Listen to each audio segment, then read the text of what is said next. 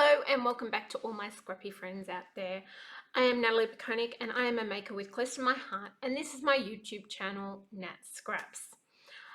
If you're all coming back for a second or a third or fourth, fifth, sixth, seventh visit, thank you very much. And to those that have only just discovered me, and this may be your first time here, what we do here is we take a close to my heart scrapbooking kit and we are creating our own layouts with it.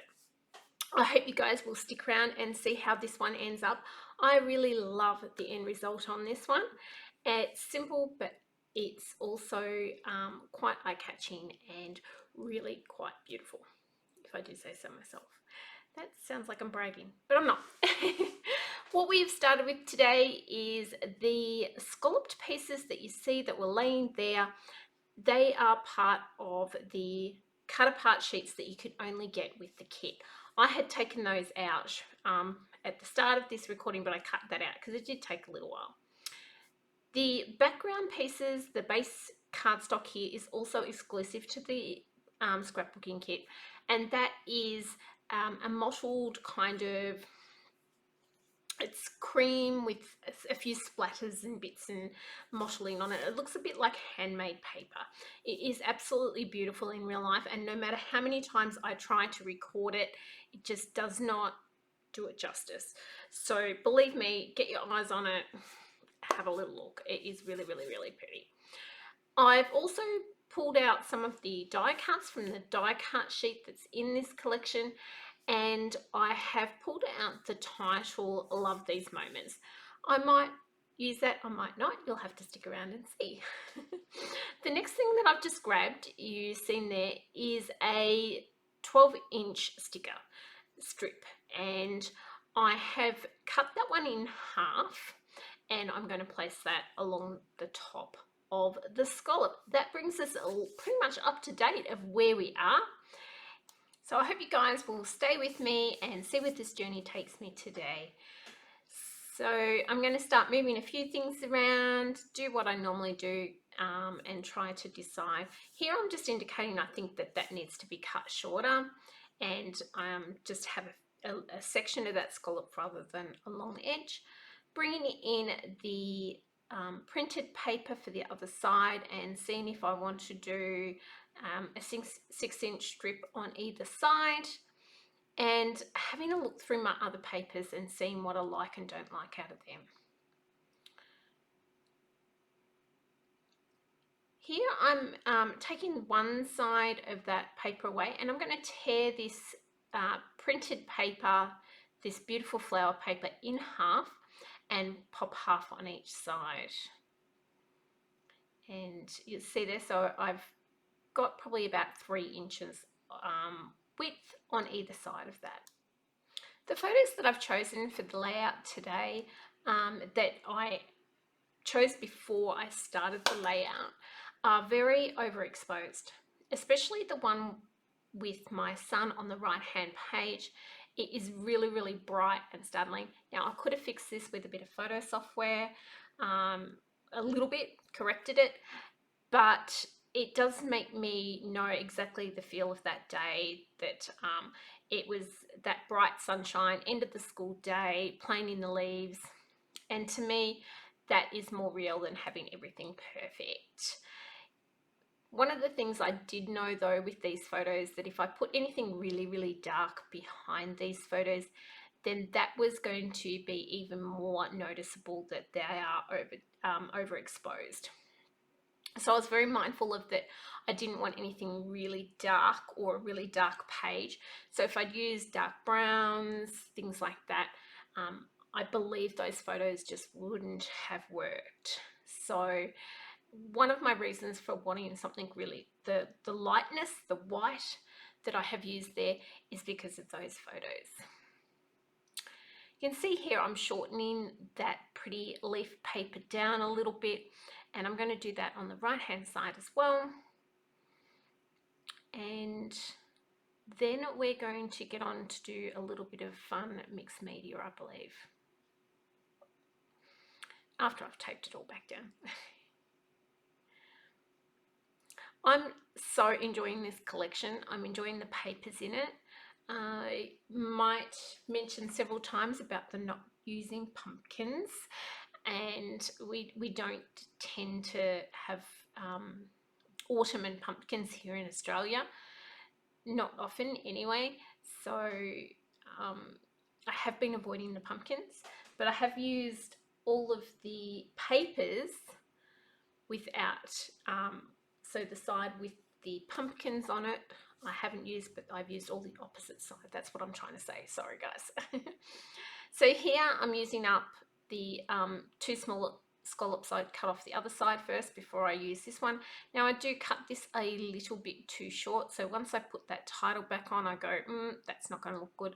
So I do go back in and I add another scallop on the end, and I'll add a little bit of that matching blue sticker strip and make all that fit in. Okay, so we've got that title on there, and what we're going to do next is we're going to add a little bit of splattering to the background. So I'm going to bring in my splatter box, and I'm going to use my shimmer brushes, squeeze them out onto an old acrylic block. I'm adding just a smidge of water with them, which makes them even more translucent and easily flickable. And I'm going in and doing a few little flicks. I'm going to bring in the other page and do the same on this. So this is a dark brown, and then I'm going to go in with a little bit of orange, I believe. Squeezing that one. Obviously only just opened that one because you can see the white tip on the end of the brush. They do need a little bit of priming and a little bit of squeezing when you first open the brush up. And sprinkle those two. And then I think a yellow from memory. Yellowy orange. And I do finish off with one last colour, I think. Now you'll notice when I move this back, another browny colour there as well. And last page there. So I'm going to move this. Now it's been amazing that I haven't spilt anything with that acrylic block perched on the edge of my box, and it's all good until right about now. I'm clearly frustrated, so I've just moved too fast. The shimmer brush has come off, but I bring in my other page and just dab with my finger in those areas and make it look so that it's not exactly obvious that I've spilt stuff. Now with that leftover, I've actually used one of my photo mats, and I've just scraped that in the leftover shimmer spray, and I can use that photo mat on a page somewhere along the line. I may use it later in this series, or I'll use it on another project at some stage. I'm now looking at what I would like to do with my photos, whether I'm going to matte them, and I do decide to matte them in that sapphire blue, and ta-da, just like magic, it's done.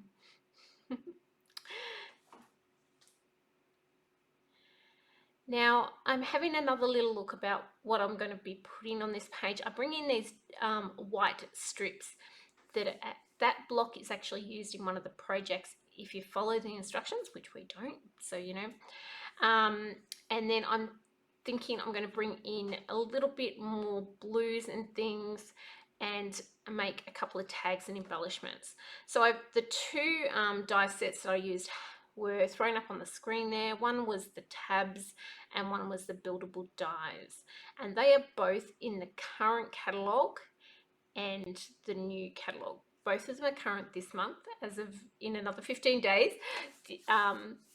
one won't be. So, but they are in the 22-23 catalogue.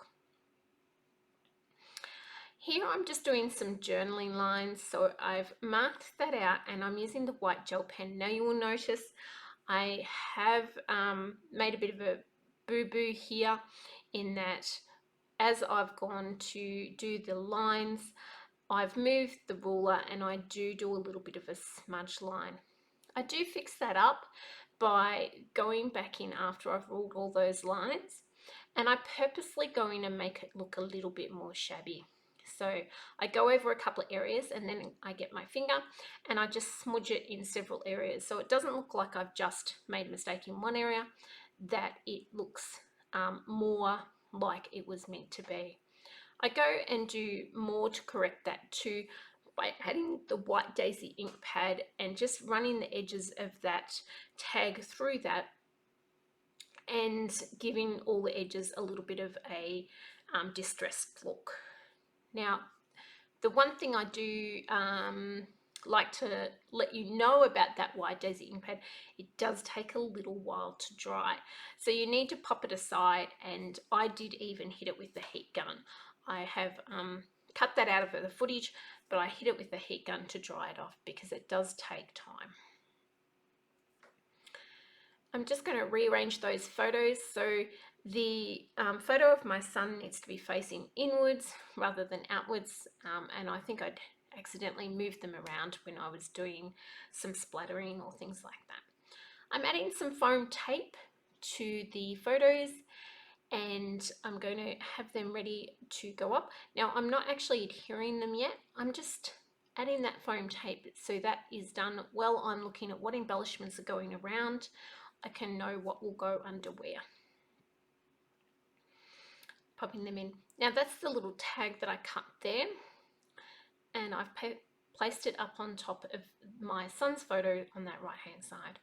I do a little bit of hand doodling around the bottom of those scallops, make it look not quite so startling and, you know, on the end. And now I'm going to go in and I'm going to dress up that tag a little bit. And this is something that you can do if you have a collection of papers and you want to add some embellishments that you make yourself, is just use some little bits of pieces of paper, some bits that are laying around. It really only needs the smallest of bits that will mean that it will look like it's part of that collection. The tag had the little loop that I had cut out and put at the top of the page, and I'm going to add a little strip of paper to that as well. So I go in with that orange paper, add that at the bottom, and then I do also add a strip of the leaf paper, and then I'm going to pop that on my layout and I'm going to look at that and I'm think, it blends right in, it just doesn't look quite right.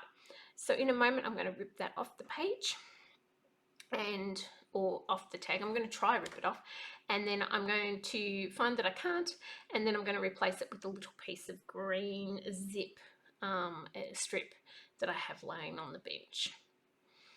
So we'll do that.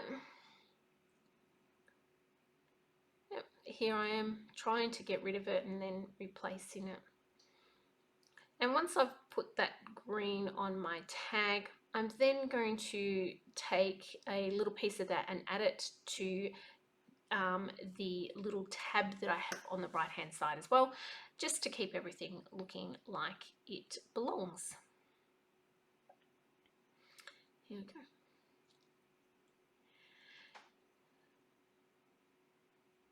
So this is the second layout in the series, and I still have lots and lots of papers left. I do get several layouts again out of this collection. I think there's 9 all up. I may have to go and check. It's amazing how many pages you can make with one collection.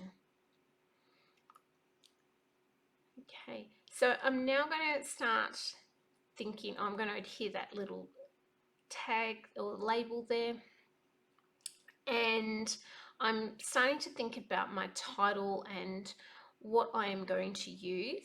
Now I've had Love These Moments sitting up there, which is, I'd always intended to put that on this page, but I'm starting to look at that crispy, crunchy, colourful on the sticker sheet. And so what I'm doing at the moment is measuring the sticker sheet and trying to figure out if it's going to fit up in that top left hand corner. And when I've decided that yes it will, what I do is I actually place those lettering on some acetate, some clear acetate or clear plastic, depending on what you would like to call it. So this means that I can have those individual words, but I'm not sticking them straight onto the page. And I can move them around a little bit. Now I did cut a lot of this footage out in the next little bits because there was some quite time-consuming bits and pieces that happened, such as putting all of these little pieces of round foam tape onto the back of each of the individual letters. It took a long time. So I'm attaching the tag, and then I'm going to move these titles around and try to figure out exactly where I want everything. I'm also going to remove the tape from the photo so that it's already down when I put the titles on. Now I do run into a bit of trouble. You will start to see that I kind of just did a bit of a brain fart, and that photo is way too high up. I should have had it down a little bit. I left myself a heap of dead space just under the photo, and that tag makes it look even worse because the tag's so low. Now I do move the tag at one stage and don't move the photo, and then I adhere everything down before I decide that it's all in the right place. And I actually add nearly all of the embellishments before I go and move that photo. So not fun, but it is common for me to do. These little round foam dots are fantastic for getting those small little bits. You may be wondering why I did the colourful in individual letters, and that I didn't mean to do that. It was going to be straight like the other two words, but I left out the spare U. So here in Australia, we spell colour with a U. In the US, you guys don't have a U, thankfully, and thank you so much, head office. They give us a U to add to the word colourful here for us Aussies or Canadians, I believe, spell it the same way. And I initially put that word down on the acetate without the U, went, that's not right, and had to cut the letters apart so I could add the U in. Now I could have cut it between the O and the R, but then I thought I'd have it all jiggly and like, you know, up and down and a little bit different to the words crispy and crunchy. But I just couldn't get that to look right either, so I made it straight like the other two words. So in the end, I made more work for myself than I needed to, which is not uncommon. I quite like taking the hard way into things. The acrylic block there is just an old acrylic block, and you can see me just I had it on top of those words just to hold them down while the glue was drying. Here I'm adding just a little bit more stitching, and then we're going to do the fun bit, which is adding all the embellishments to the page. And I really love the embellishments that are in here. I'm moving back that love these moments, and you'll see me move them, have them one way, kind of adjust them around a bit, and ultimately in a moment I turf them off to the side and they're sort of done. I do keep looking at that blank space underneath that photo, and that does drive me crazy for most of the time that I'm embellishing this page. So I like the little leaves on the top near the tag and near the photos, but the ones, the title down the bottom just didn't work, so we'll use that in a later layout. I'm going to bring in some of these stickers, and I'm looking at, I've got the blue tag there, and I kind of look at the flowers and I move these around a bit, so the two flowers, but ultimately I want sort of the blue tag to be my one dot blue and those two flat blue flowers to make a triangle, and that's what I'm aiming for there. And in the end I think it works, but I do play musical chairs with those flowers for a little while.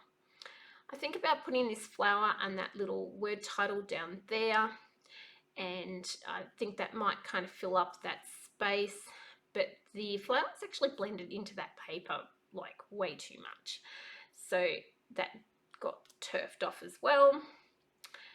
We don't use that little tag, we kind of move it around and try to get it to work. Here we're just moving those flowers for about the 5th time, and then we're coming very close to the heart-stopping moment where I have to move that photo and everything that's with it. One thing I'm really grateful for is that the glue was taking a little while to adhere to the glossy photo paper, and that probably saved me in a moment. There are so many things on this sticker sheet. There's so many little elements. There's the little hearts. There's the little like the little dotty flaky bits. I think they're meant to be like petals or whatever. They're great for little splatters around your embellishment clusters and things like that. They're so pretty. Okay, so I think I've got most of the embellishments on here. And this is where I'm going to peel up that. Thankfully, those letters, as I said, from the word colourful come up really well, and I'm could not believe that I got this up without anything ripping. I don't think there was one rip, which is really unusual. Normally that it just, you see there, I was so relieved. Oh, I had a U in this one. There was a couple of tiny little spots of glue on that photo, but it did seem to wipe. Everything must have been shining down on me because it just was able to be moved without too many problems. Okay, there's not much to go on this one, guys. I do thank you for sticking with me. If you enjoyed this, please consider hitting the like button, hitting the subscribe button. I will be uploading the rest of the videos over the next 2 to 3 weeks for the crisp air, and I can't wait to share with you guys all the other layouts that I have made. Thank you again, guys. I say it every time, but thank you so much for all the comments that you guys leave. Thank you for all the support that I get either on my Facebook page or here on YouTube, excuse me. Please, if you have created with the Crisp Air Fit, pop over to my Facebook page, pop a photo in the comments. Let me know what you're doing. I'd love to see what you guys are making, and I'd love to see what everybody else is doing with this wonderful collection of ours. If you would like to support the channel, check down in the description. That has the my personal shop for Close to My Heart, and all the links to the bits and pieces, as well as links to the project share, kit share, and things like that. Thank you guys so much for watching. I hope you've enjoyed this one, and I'll see you on the next one. Goodbye, guys.